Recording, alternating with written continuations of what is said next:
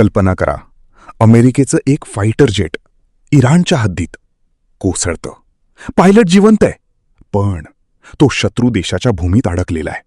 आणि जर तो पकडला गेला तर ही फक्त एक दुर्घटना राहणार नाही, हे एक आंतरराष्ट्रीय संकट बनू शकतं.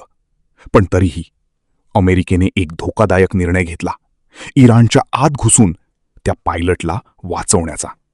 पण प्रश्न असा आहे, हे खरंच फक्त रेस्क्यू मिशन होतं की यामागे काहीतरी मोठं कारण होतं? ही घटना घडते अमेरिका आणि इराण यांच्यातील वाढत्या तणावाच्या काळात. सतत हवाई हल्ले, वाढत जाणारा संघर्ष आणि अत्यंत संवेदनशील परिस्थिती. आणि अशाच एका मिशन दरम्यान एक F-15E फायटर जेट इराणच्या आकाशात उडत होतं. पण अचानक एअर डिफेन्स सिस्टम सक्रिय झाली, मिसाईल लॉन्च झालं आणि काही सेकंदातच जेटला फटका बसला. विमान कोसळलं आणि क्रू मेंबर्सनी इजेक्ट केलं. यातील एक सदस्य लवकरच सुरक्षित झाला, पण दुसरा अजूनही हरवलेला होता. तो होता इराणच्या डोंगराळ भागात, जखमी अवस्थेत आणि पूर्णपणे एकटा. आता त्याच्याकडे मर्यादित वेळ होता, मर्यादित साधनं आणि जगण्याची एकच आशा, त्याचं पर्सनल लोकेटर बीकन. हे एक छोटंसं उपकरण जे संकटाच्या वेळी सिग्नल पाठवतं, आणि सुदैवाने तो सिग्नल अजूनही सक्रिय होता. पण हा सिग्नल फक्त मदतच नाही, धोका देखील आकर्षित करू शकत होता.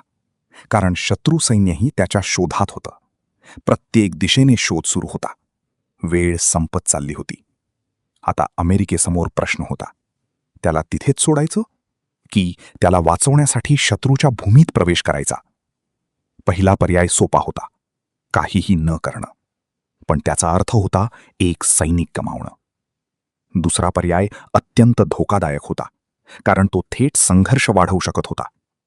पण शेवटी निर्णय घेतला गेला, आपल्या सैनिकाला परत आणायचं.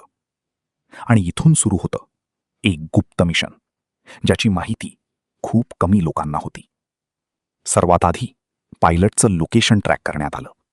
सॅटेलाइट, ड्रोन आणि त्या बीकनच्या सिग्नलच्या मदतीने त्याची जागा निश्चित झाली. पण समस्या अजूनही संपली नव्हती, कारण त्या भागात शत्रू सैन्य सक्रिय होतं. सरळ तिथे जाणं म्हणजे स्वतःला उघड करणं.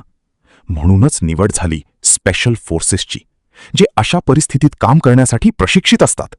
त्यांना सांगण्यात आलं, ही मोहीम साधी नाही, ही तुमच्या आयुष्यातली सर्वात धोकादायक मोहीम असू शकते. आता प्रश्न होता, त्या भागात पोहोचायचं कसं? कारण प्रत्येक मार्गावर शत्रूची नजर होती. म्हणूनच एक वेगळी योजना तयार करण्यात आली. शत्रूचं लक्ष दुसरीकडे वळवण्यासाठी एक बनावट हालचाल तयार करण्यात आली. त्याचवेळी खोटी माहिती पसरवण्यात आली की पायलटला आधीच दुसऱ्या मार्गाने बाहेर काढलं गेलं आहे. आणि काही वेळासाठी शत्रू सैन्य गोंधळून गेलं. याच क्षणाचा फायदा घेत रेस्क्यू टीम पुढे सरकली. स्टेल्थ हेलिकॉप्टर्सचा वापर करण्यात आला, जे रडारपासून लपून आत प्रवेश करू शकतात. वेळ निवडली गेली पूर्ण अंधाराची, जेव्हा निरीक्षण कमी असतं. पण तरीही एक चूक आणि मिशन संपणार होतं. रात्र झाली होती, पूर्ण अंधार. आणि त्याच अंधाराचा फायदा घेत टीम इराणच्या आत पोहोचली.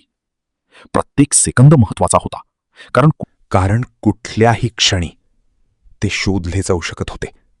दरम्यान तो पायलट अजूनही जिवंत होता, जखमी, थकलेला आणि एकटा. त्याच्याकडे अजूनही एकच आशा होती, त्याचा बीकन सिग्नल. टीम त्या भागाजवळ पोहोचली. हेलिकॉप्टर खाली उतरलं, पूर्ण गुप्ततेत, आवाज न करता. टीम जमिनीवर उतरली आणि लगेचच शोध सुरू झाला.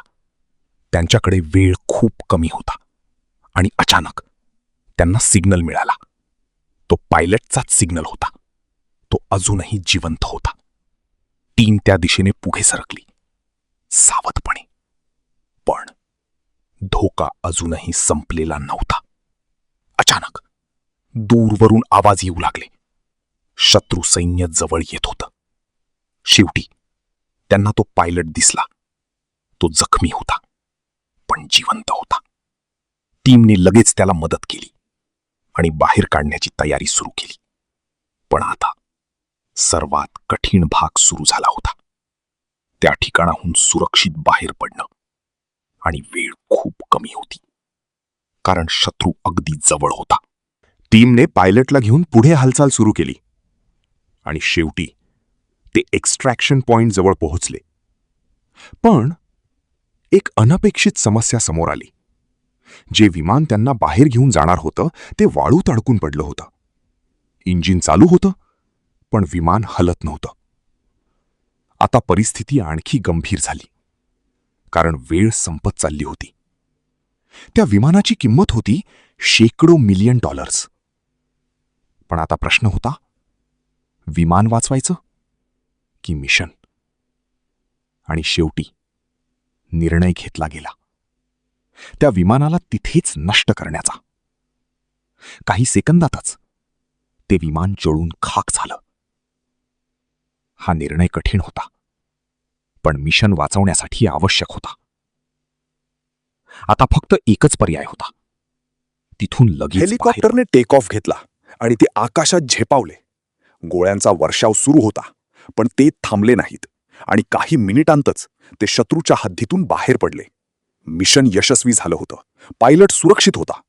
पण हा फक्त एक रेस्क्यू नव्हता. हा एक संदेश होता की आपल्या सैनिकांना वाचवण्यासाठी ते कोणत्याही मर्यादेपर्यंत जाऊ शकतात. ही घटना फक्त एक मिशन नव्हती, ती एक रणनीती होती आणि शक्तीचं प्रदर्शन. आणि कदाचित अजूनही काही गोष्टी लपलेल्या असू शकतात. आता प्रश्न तुमच्यासाठी, जर तुम्ही त्या निर्णयाच्या ठिकाणी असता तर तुम्ही काय केलं असतं?